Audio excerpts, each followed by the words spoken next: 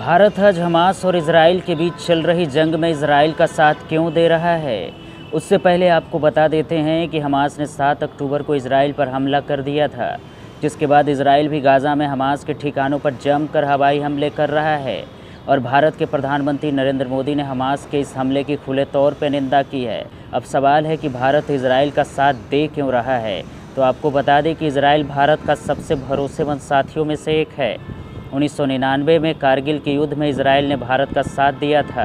उस समय अमेरिका और दूसरे अन्य देश इजराइल पर भारत की मदद नहीं करने का दबाव डाल रहे थे, लेकिन इजराइल ने भारत को गोले बारूद और ज़रूरी सैन्य सहयोग दिया था।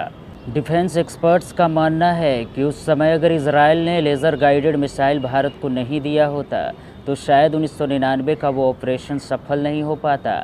आज भारत के साथ इजराइल रक्षा, कृषि, व्यापार में भी अपना सहयोग खूब बढ़ा रहा है।